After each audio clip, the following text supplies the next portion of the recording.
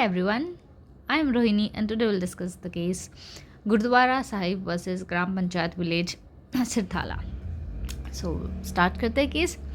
इस केस के फैक्ट क्या थे. यहाँ जो प्लेंटिफ है गुरुद्वारा साहिब, ठीक है, they sought a declaration that he had acquired ownership. उन्होंने एक डिक्लेरेशन की कि भाई उन्होंने जो है एक्वायर करी है ओनरशिप पर्टिकुलर प्रॉपर्टी की by adverse possession. Adverse possession मतलब वही लंबे साल तक रह रहा है कोई उसमें कंटिन्यूस पोजीशन है, ठीक है, नॉलेज भी है प्लेंटिफ को, एवरीथिंग, ठीक है. वो हमने लास्ट वीडियो में जो एडवर्स पोजीशन का मैंने वीडियो बनाया था उसमें क्लियरली बताया एडवर्स पोजीशन क्या क्या होता है. So will not go in to detail in this video.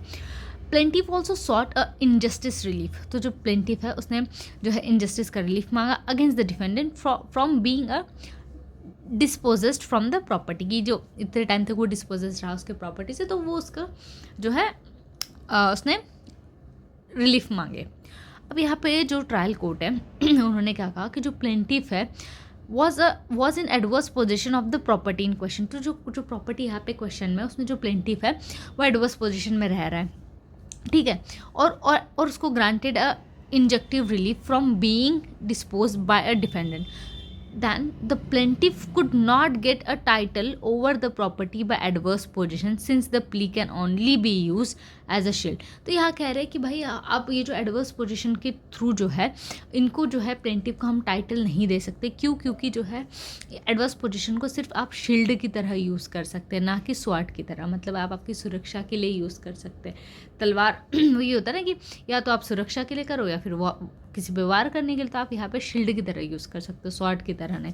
और सेम ही चीज़ जो है हाई कोर्ट ने भी जो अपहेल्ड की थी.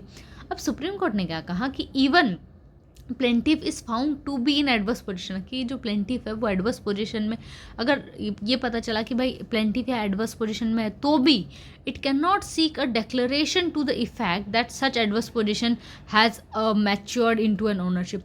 तो भी वो भले ही वो एडवर्स पोजीशन में हो, वो डिक्लेरेशन कर चुका हो, तो भी जो एडवर्स पोजीशन है उसको आप ये नहीं बोलोगे कि एडवर्स पोजीशन अब जो है ना वो मैच्योर्ड होकर ओनरशिप में बन गया. ना, ऐसा नहीं हो सकता.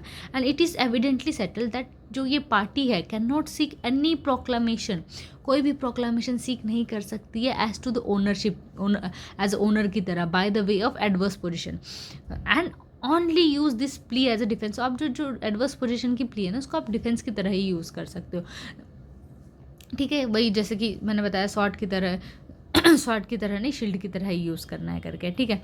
अब adverse possession as a sword, इसका मतलब क्या होता है. सुप्रीम कोर्ट ने एग्जामाइन किया कि जो लॉ है ये जो गुरुद्वारा साहिब में उन्होंने ले किया कि भाई नहीं आप ऐसे नहीं कर सकते, यूज़ नहीं कर सकते इसको करके. Started looking for considering the previous decision जो उसके पहले लिए गए हैं प्रिवी काउंसिल में, इंग्लिश कोर्ट में, और अर्लियर जो इसके पहले जो गुरुद्वारा साहिब के डिसीजन के पहले जो केसेस हुए उसमें जो है वो favour of giving a title to the adverse, उसमें ये शॉकिंगली ये देखा गया कि जो जिनके पास एडवर्स पोजीशन था ना उसको टाइटल दे दिया था, ठीक है. उसके बाद फर्दर एक भीम सिंह केस का रेफरेंस दिया सुप्रीम कोर्ट ने, जिसमें उन्होंने बोला कि जो लैंग्वेज है did not in any manner, ये जो लैंग्वेज है स्टैट्यूट की किसी भी मैनर में ये सजेस्ट नहीं करती कि जो सूट है that can not be filed by the plaintiff based on the title acquired bye adverse position. तो वो टाइटल सूट तो फाइल कर ही सकती है, ठीक है. और सुप्रीम कोर्ट ने जो है ओवर रूल किया जो गुरुद्वारा साहिब का जो डिसीजन था as well as a subsequent judgment of supreme court which is valid on it. अब जिसके आगे हम लोग जो नेक्स्ट जजमेंट देखेंगे उसमें देखेंगे कि गुरुद्वारा साहिब के जजमेंट को भी जो है ओवर रूल किया गया था. तो अभी ये गुरुद्वारा साहिब वाला जजमेंट आपको समझ में आ गया कि उन्होंने कहा कि आपको स्वॉर्ड जो है वो मतलब एडवर्स पोजीशन को एज ए शील्ड की तरह यूज़ करना है, स्वॉर्ड की तरह नहीं करना है. और आप भले ही आप प्रोक्लेमेशन कर लो, डिक्लेरेशन कर लो, आप जो है वो एज ए ओनरशिप का टाइटल नहीं मिलेगा एडवर्स पोजीशन वाली प्रॉपर्टी से. इतना क्लियर है? आई होप ये केस क्लियर होगा. Thank you.